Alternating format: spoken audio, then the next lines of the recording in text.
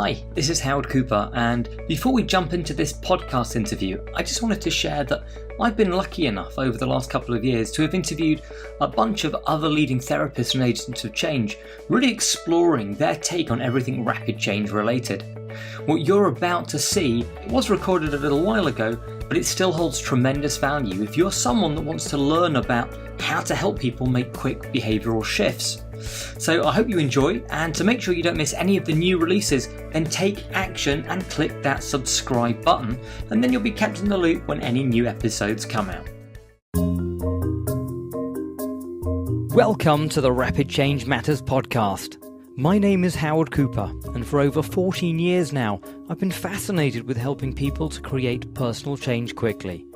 But I still come across many who believe that lasting personal change has to take a long time, consisting of reliving traumas or deep psychological analysis, or simply that flawed notion that understanding why you have a problem will somehow make it go away. I'm on a mission to get people who work therapeutically with others to shift their thinking and realise that these beliefs are not written in stone. Rapid change can happen.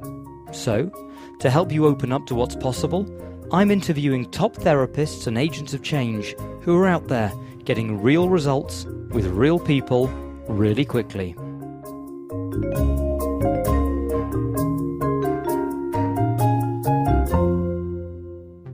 Before we get to the interview, I just wanted to let you know that I've written a quick-to-read, downloadable PDF on 5 strategies to amplify your client's response, with some great tips on getting your therapeutic suggestions to really sizzle. You can download this for free from rapidchange.works, where you can also find all the information about this episode and episodes still to come. Now, over to the interview.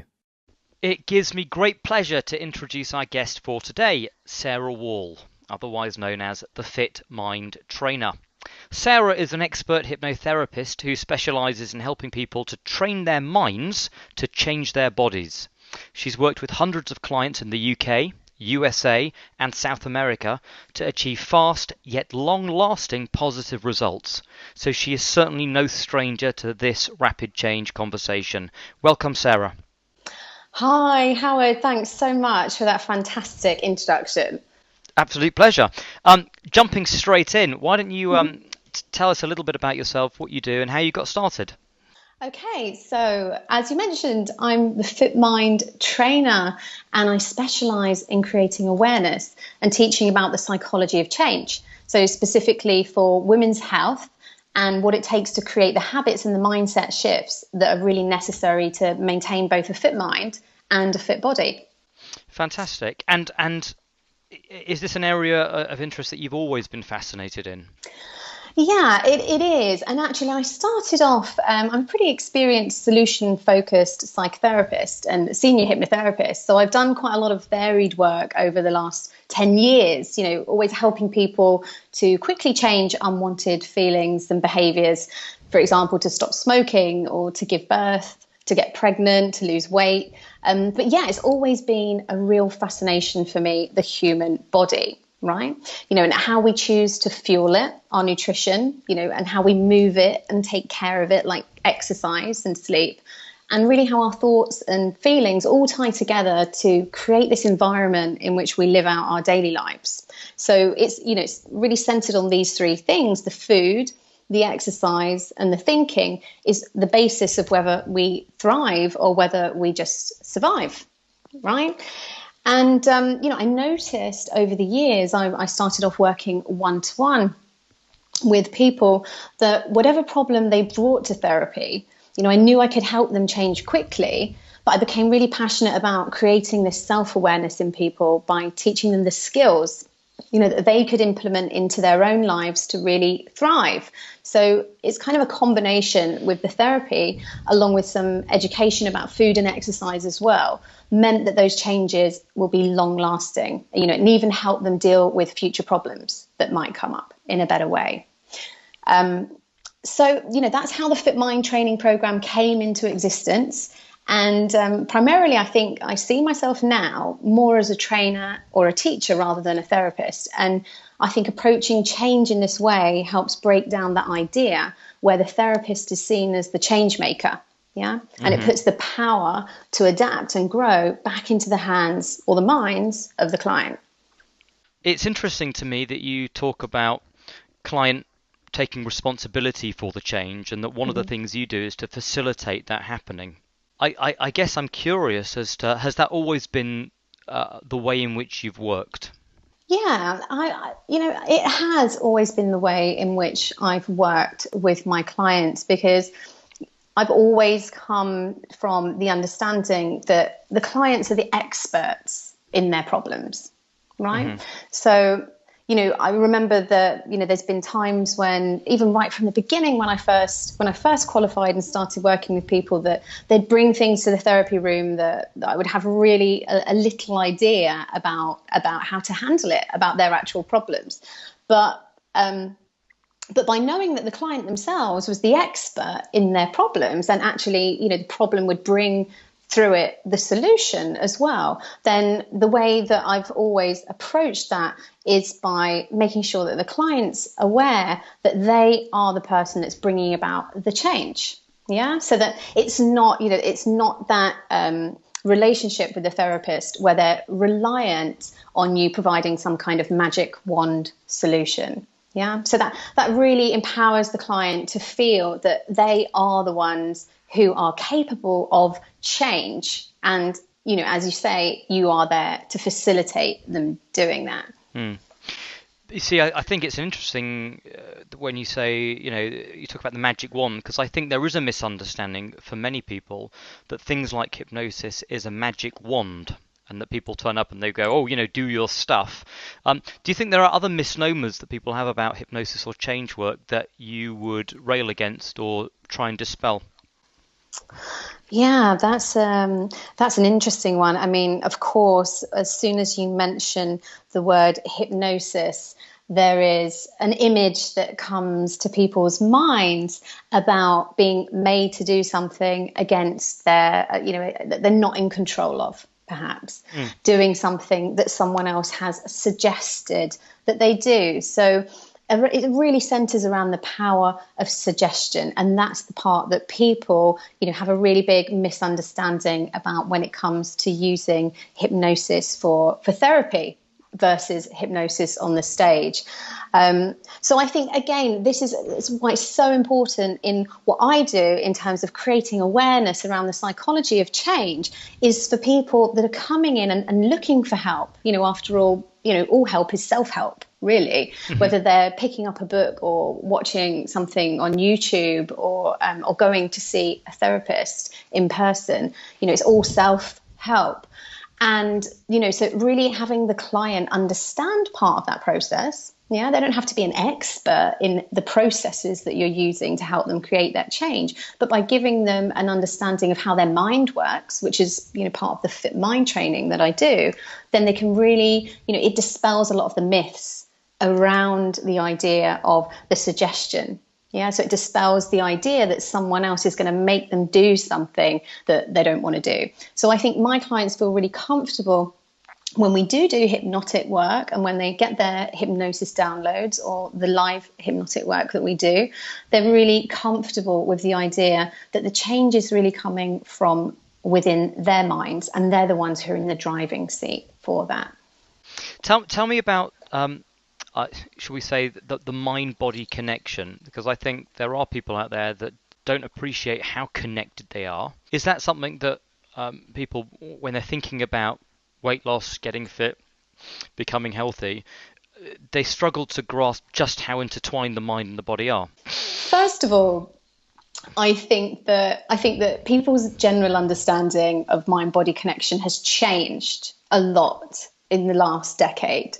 And I think that, it's not such a big deal to people, especially in our generation, to be able to get their heads around this idea that, where the mind goes, the body follows, or vice versa, that there's this, it's not a connection between the mind and body. The mind and body is one whole. right? So I think that most people are aware of that. But yeah, if I'm looking at, sometimes people don't realize how strong that connection is, and they don't realize, for example, that what they're thinking or feeling can affect the digestion of their food. Yeah, so sometimes people are surprised to find out that how they're feeling when they eat something will actually affect how their body absorbs the nutrients in that food and what it will do with those calories. So people can be surprised by the science behind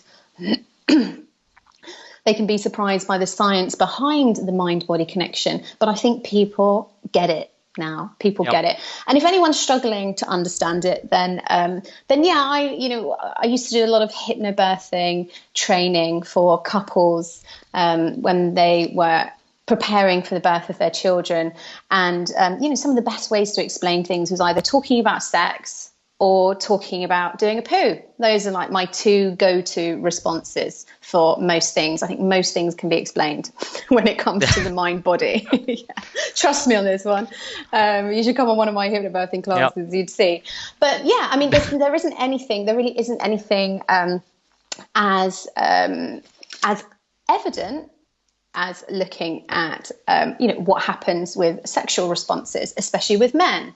So it is something that most people can understand, that whole mind-body connection and the idea of thinking about something, having a physical response in the body. So you can do the whole lemon test. Hypnotherapists are renowned for doing the think of a lemon, cut the lemon, the lemon's coming up to your mouth and all this salivating thing. But you talk to somebody about a willy.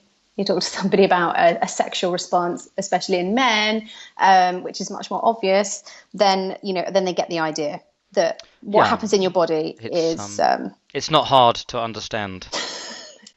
So, I mean, just on a totally different note, what are the array of people that come on the Fit Mind Trainer program? What are the things that stand in the way of achieving, what they would like to achieve?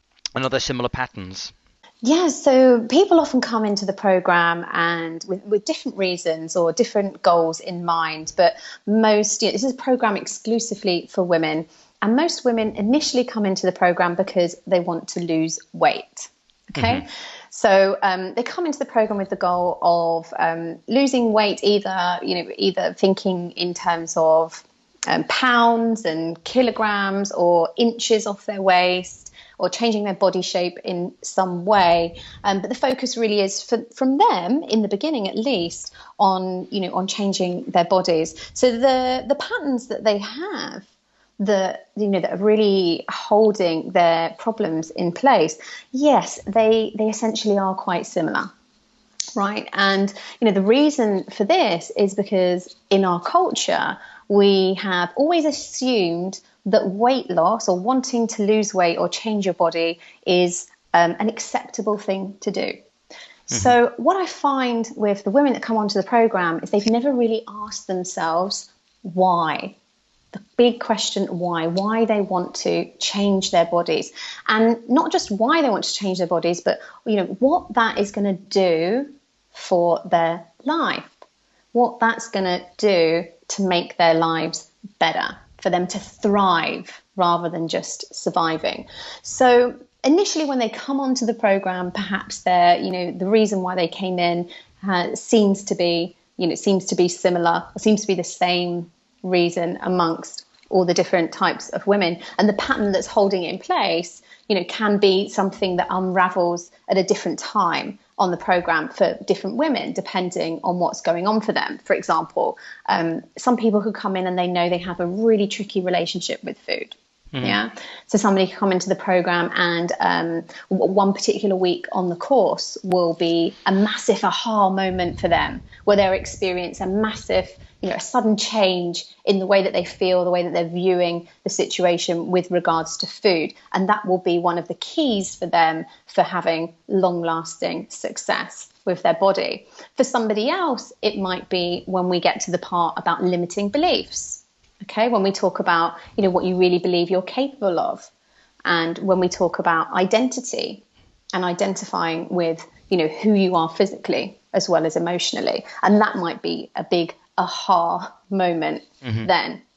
So, I tend to see people when they're moving through the program, there's usually different points that are covered, the points that everybody needs to know and everybody needs to work through. But some of the elements of the course will be more powerful for people, for certain people at different points along the way. So it really gives them the chance to cover all the different areas that they need to address to have a really healthy relationship with food and exercise and to make these changes really long lasting.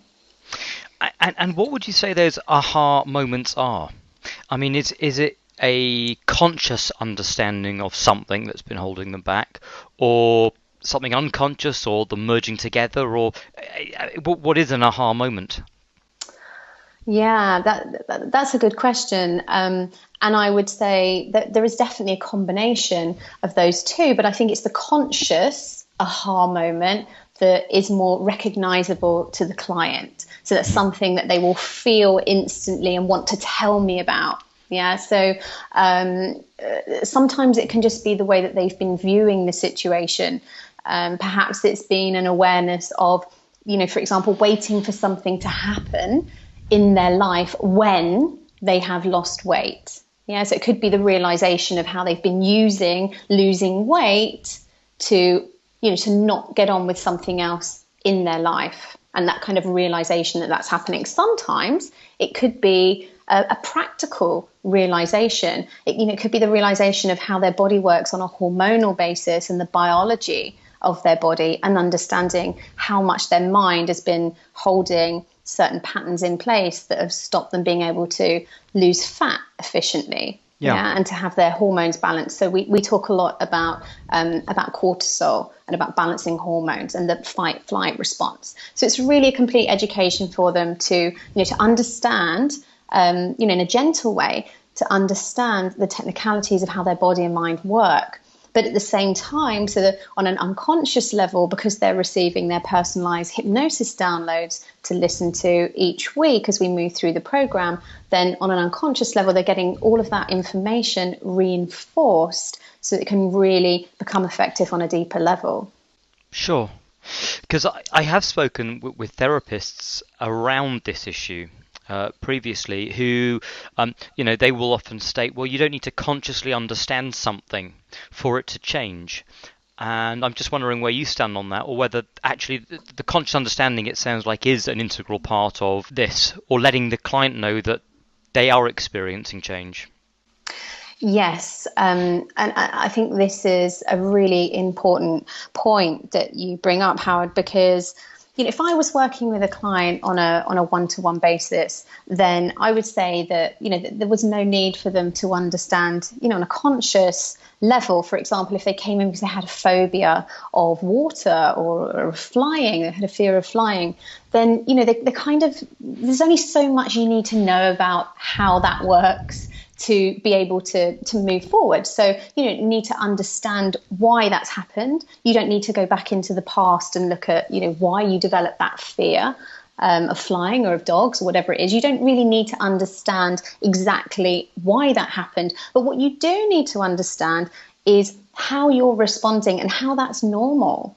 Yes, I think that's really important for clients to understand. So to not look and analyze why it's happening. It's not about looking towards the past and, and analyzing why that's happened.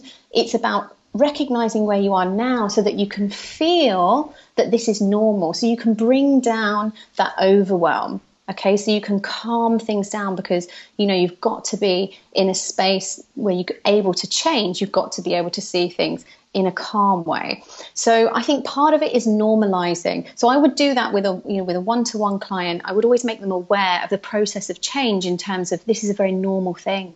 Yeah, this is very normal that you're reacting like that. No wonder you're sweating when you're getting on an aeroplane because your body doesn't know if you're fighting a lion or if you're just imagining something awful happening.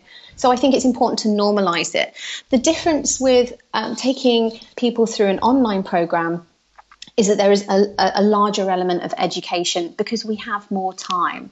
Yeah. Right. So we don't have just, an hour or 2 hours with somebody where we're wanting to, to make the quickest, most effective change possible in that session when we've got them face to face. This is a fantastic thing about running online therapy, essentially, or an online course, is that you're able to give them that time for it to really sink in a more self-discovery way, on a more personal level, because you haven't got them in front of you. You're not able to elicit those resources in the same way that you would with a one-to-one client. So a lot of that change work has to happen outside of the coaching or outside of the sessions that they have with you. So some of it has to be instigated by them. So it is a little bit different working online.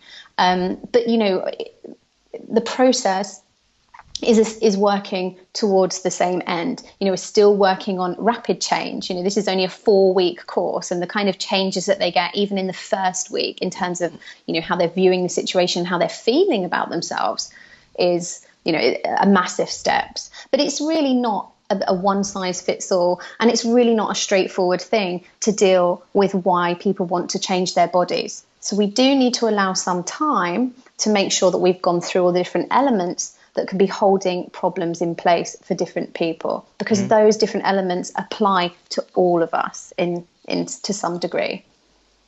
Tell me, because an online program, which essentially I know is a cornerstone for the Fit Mind trainer, is very different from the traditional view of therapeutic change work of, you go and see someone, you sit in an intimate one-on-one session, talking about stuff, and it's face-to-face. Is it possible that people could have concerns that it is done remotely? Or I think that because of the way that we live in a digital world, it's so normal for us right now that people are used to communicating at a level of texting and social media like Facebook, and even doing online webinars, that people have become really comfortable with the idea of doing something like this, even though this is very unique and it's unusual at this point in time. It's unusual. I'm not aware of anyone doing anything similar, but people are really comfortable with the idea as long as they get to know you. Right. So just the same as before you see a client for a one-to-one session, you'd have a chat to them on the phone, or they might have a look at you on your website and make a decision based on some images you have on there, perhaps a photo of yourself. So people are making that decision in the same way about working with me, but they actually get so much more information from me because they get live videos. Before they even sign up to do the training, they've probably seen me live online through live streaming a couple of times. They've probably spoken to me on the phone. They've probably been in my private Facebook group where they can ask questions without anyone else, having seen that, and really get involved. So the whole trust, know, like factor is there before they even make that decision to come on and do the training. And I think that the word trust is an important one, because I was going to ask you about how important not necessarily trust is, but something akin or similar, one could argue, which is rapport. How would you define rapport, and how important is it in terms of the work that you do in facilitating change?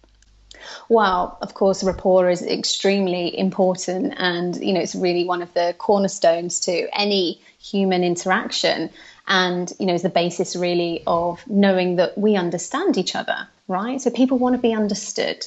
And that's no different working online than it would be working with somebody face to face. They don't even necessarily have to like you, but they certainly need to receive the message that I am like you and you understand me. So, the idea of connecting with somebody, in this day and age, is very different to our traditional concept of having to meet somebody in person. It does bring about some interesting challenges. If you're not present with somebody and you're not able to read their body language, then it's been an interesting challenge to see what other cues can I take from my clients to find out what's really going on.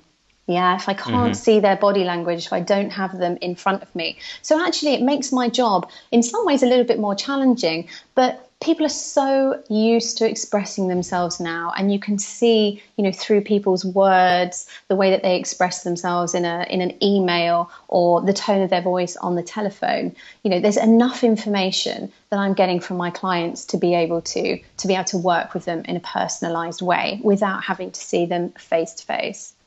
Could you share with us some real examples, some real case studies of people that have gone through the program and the rapid transformations they've had? Well, there's been quite a variety. We were talking earlier about, the reasons that people come on the program and whether they had similar patterns.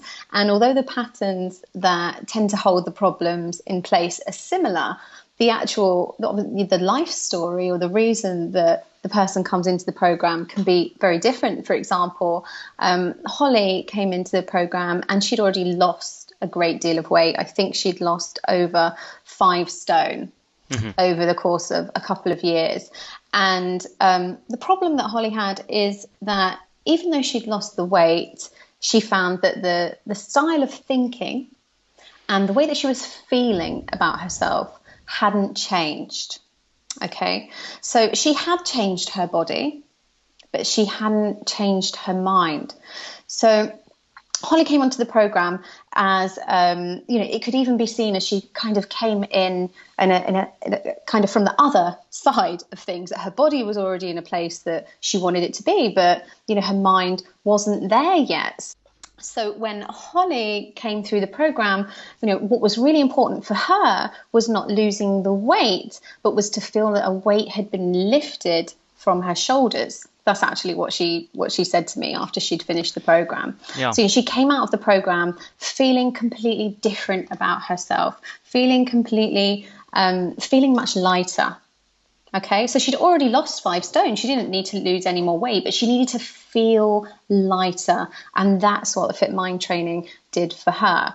So she was, she learned a whole new style of thinking. She was a very typical all or nothing thinker. In fact, interestingly, every time she had a negative thought, she would apologize for it. So every time she said something, she said, "Oh, I'm sorry. I know that's not very positive.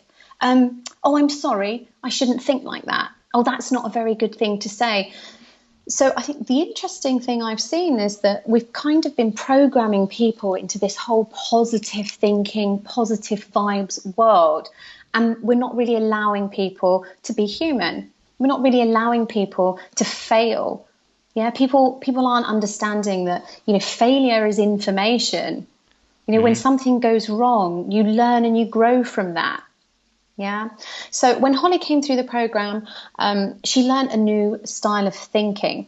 And it was a big surprise for her because she thought she knew everything about positive thinking. But of course, Fit Mind training is not about thinking positive, right? Because that's just not natural to think positively all the time. It's about how do you deal with the negative thoughts? How do you deal with the times when you don't feel motivated? Because successful people are not people that manage to maintain a level of motivation 100% of the time. They have days when they don't feel inspired. They have days when they really don't feel motivated to get out and exercise or to eat really healthily. So it's what you do in the times when you don't feel really motivated or when you don't feel really positive. That's really the key to being successful in the long term. And that's why it's important to teach these skills to clients so that they're able to use them in their life, for all areas of their life and in the long term. I think that's really good. And I've often talked to people about what I would nickname the dark side of personal development. That actually there are, shall we say, sort of motivational speakers out there who perhaps sow a seed that unless you are 100% juiced up on life and firing on 100% all cylinders every single moment of every single day, then perhaps you're failing somehow as a human. Yes. And that's definitely people's attitude towards health and fitness, especially. The whole no pain, no gain, look at all the language that we use around clean eating, treats, cheat days, the whole way that the industry is built on the real extremes and black and white thinking. So, to break down that black and white thinking, you can do that in one session or 1 hour, or using hypnosis with someone. You can begin to chip away at that thinking and make changes. But the thing about having a 4-week program is that you really can see how those changes are working in the long term and how they're going to be long lasting. Because of course, you're not going to suddenly change your whole way that you reference, your thinking in just an hour, but you can certainly make massive changes from one session or by listening to the hypnosis downloads on the course. But really, seeing that follow through over the weeks is definitely part of seeing it play out into long-term success. I will, another example, Michelle came onto the program, and when they first come in, they have their first coaching call with me. I do 30-minute coaching calls with them once a week over the 4 weeks, and exactly as I would treat a one-to-one client, we go through some solution-focused questions, and we look at how will they know when they have reached their goal or when they've been successful. How will they know when the Fit Mind training is working well for them? And so they give me these reasons, and we fill out something that I call a transformation sheet, which is essentially an interesting tweak on traditional goal setting. So if you go into a gym and you see a good personal trainer, they'll probably sit you down and take you through goals such as weight loss, measurements, photos. So that's up to my clients if they want to do that, but I have other ways of measuring their goals. So for example, we might use some scaling. We might look at what they feel their attitude is like on a scale of 1 to 10, or how happy they are with their body image, and we look at things like that. And because the client is involved in that process, we were talking about them taking responsibility for the change, then if at any point in the future when they have natural moments of doubt, because it's natural to start having doubts, it's natural to have moments when you don't feel that things are going well, then they can look back. They have the skills to look back and track their progress and remember where they were, and they know how to start again. They know how to start measuring their progress. So Michelle came into the program and she told me her goals, and she wanted to lose weight. She'd been really struggling with this. She'd had lots of difficult life challenges, the death of somebody in the family, and other big things happening for her that she felt were the reason why she had gone off track. And about 10 days into the program, she had one of those aha moments from a webinar that I gave about restorative rest. And this is something that people often find quite surprising, the effect that sleep or a lack of sleep can have on their body composition and the way that their body looks. So one of the webinars was about sleep, but I don't just talk about sleep, of course, because we can't all sleep a full night, especially if we've got little kids, as we know. Tell me about it. And these women, most of the women that come through the course are mums. So I also talk about what to do if you can't get a full night's sleep, and what are other ways you can get quality restorative rest. And of course, hypnosis is a fantastic way of doing that as well. So they get their hypnosis to get some good quality restorative rest in. But one of those aha moments for her around this, and she wrote to me about 10 days into the training, and she sent me this really lovely email, and she just said, everything has changed for me. I feel so different today. I've realized that I have just been focusing on the things that I don't like about my body. I've been focusing on what I don't want for myself. I've been focusing about what I want to change. And now I've realized that I really need to focus on taking care of myself. And today I went to the gym, and instead of doing an hour's workout, I just worked out for 20 minutes, and then I went and got in the sauna.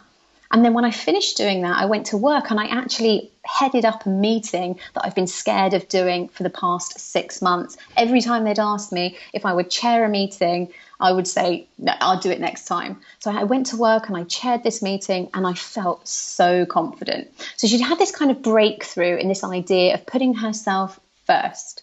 Yeah. And then a few days after this, she wrote to me again and she said, oh, by the way, I'm so happy today because I've noticed that all my IBS symptoms have completely cleared up since I started the training. And I thought, and I got out my notes and I thought, did I just forget this? I went through my notes. She didn't ever tell me that she had IBS. It's not something that she mentioned in when we had our coaching calls. And this had been a huge pain in her life. So, of course, it wasn't something that she'd even considered mentioning to me because she came on this course thinking about losing weight and having a smaller dress size, being able to fit into smaller clothes and being a different person. So when she finished the training, that was in the first 10 days.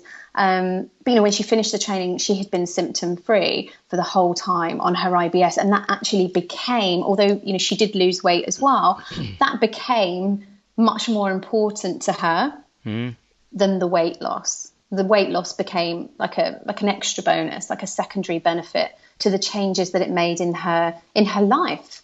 How often would you say that successful weight loss comes about when the weight loss becomes secondary to the other things that are going on? I think that that's definitely the case for a large number of people. And especially for the people that don't have a large amount of weight to lose. So a lot of people will just have that last 5 or 10 pounds that they think that is really important to shift. So when they shift their focus on their mind on thinking about losing that and focus on other things that they want to gain and are going to bring them benefits, then yes, they often do lose that last bit of weight plus a bit more. I think when it's important to be focused on your body goals is, if you do come into this kind of program with a health issue or with something specific, or perhaps even after putting on a large amount of weight after having a baby, for example, or, if you're suffering from diabetes or another health condition that is going to be, worse because of being overweight, then I think that, that it is quite acceptable is what I want to say. It's quite acceptable to have the goal of wanting to lose weight. Yeah. So we're not trying to play down the goal of losing weight as not being important, because it is in some situations. It is vitally important for somebody's health and well-being. Mm-hmm. But in most cases, it is something that is on somebody's mind so much that they almost lose the perspective. Like any problems, Howard, any clients that we have, when the problem is not the problem, it's the viewing of the problem that's the problem. Right? Sure. So when we change the viewing of the problem, then we often see that there's other solutions and other things that we're free to do once we get out of that trap of the way we've been viewing it before. Just changing track totally. If there are people out there that want to get good at therapeutic change work, who would you recommend they could learn from? Where could they go? What books could they read? What's made a big difference for you? Okay, well, some of the people that I'm really inspired by at the moment are, perhaps a little bit unusual in terms of, they're not therapists. Mm-hmm. So there's a couple of people that I've been following and involved with their work that I'm finding really inspiring. So somebody in the medical world, an up-and-coming scientist like Dr. Rhonda Patrick. She has a company called Found My Fitness now. It's just amazing what she's doing, again, on social media and on her website. So a lot of the information out there is free. She's posting things on Instagram and Facebook daily. And it's all about promoting strategies in how to increase your health span Yeah, it's all about using your understanding biology around the science of aging and well-being and performance. So she's definitely one to follow. She's quite a young woman. You can look her up, Dr. Rhonda Patrick, and follow some of her stuff. I mean, it's not, some of it's quite technical, but if you're not into the technical sciencey side, it's still really inspiring to see how she's breaking through some of the old styles of thinking about food and about aging. And how we can really take action on that in a simple way in our daily lives by what we're eating and what we're putting into our bodies. So Found My Fitness, that's been a really interesting one to follow. And so that's in the scientific side. And then I've also found, interestingly, in the fitness industry, that some people are moving into, the mindset aspect of health and fitness. And someone that's doing that really well, it's an Australian guy, Craig Harper. Now he set up an Instagram account called Whiteboard Lessons, and he writes posts where he's literally written with his black marker pen on a whiteboard some kind of inspirational quotes. Now, when we were talking about, all this positive thinking and the kind of positive vibes movement that everybody's into, he's kind of anti that. So some of his whiteboard lessons, they might not be everybody's cup of tea. They can be a little bit sweary, but it's really, he really gets straight to the point. Yeah. Right. So it's really down to earth. It's in an accessible way. And he really knows what he's talking about. So he also does interviews and live video streams and question and answers. And, if you're looking for somebody that's got something to say when it's not all fluffy affirmation style stuff, but it's still at the core of positivity and mindset work on the fitness side of things, then Craig Harper and his whiteboard lessons is a really good one. And are there any books or on change work specifically? Well, for me, nothing has been as useful and important in my work than the Human Givens framework. So, that book for me, I could, I've read it a number of times, and, that would be definitely something, if you haven't read that, that's something I think everybody needs to read. And certainly the Human Givens framework is the foundation for a lot of the Fit Mind training course. And although I don't teach my clients, to become Human Givens therapists or specialists, they certainly do understand what it means as a human being to have certain needs and how it's important for them to get them met in a healthy way. And in fact, one element of the course is a Human Givens, a human needs checklist that they have, where they're able to go back and refer to that as well to check, their need for attention. Their need to feel stretched or challenged, because people are actually using food and using their bodies to meet their needs in unhealthy ways. So it's really important, I think, for clients, again, to have that responsibility, or to have, it's not even a responsibility, it's to be empowered and to feel like they are the change makers and they are the ones creating this process. What do you think of the challenges involved with helping people to make personal and effective change? I think the first challenge that we have as change workers or therapists is, first of all, in just letting people know that the help is there. I think it's something that a lot of us struggle with, knowing how to get our message out there, how to promote ourselves. And how to let people know that this kind of training or this kind of therapy works and how they can change quickly and comfortably, right? It doesn't have to be a lengthy process or a painful or expensive process. So I think that's the first challenge in, creating this awareness for people that this help, is out there, and that, it can be very fast, and it can be and should be a really comfortable process. And then I think another challenge is really making sure that we are, making sure our clients have the skills that they need to be able to maintain, the changes, especially when it comes to having a healthy mind and body. So really empowering people to, to take control of their wellness and their mental health. And, it's tricky because you don't want people to feel that it's their fault that they've been suffering, but you do want them to understand how their mind works and how they can use it to really thrive. And, what to do when things happen in life which make it harder, those challenging times. So I think it's about getting that balance and, breaking through the kind of black and white thinking that often holds the problems in place.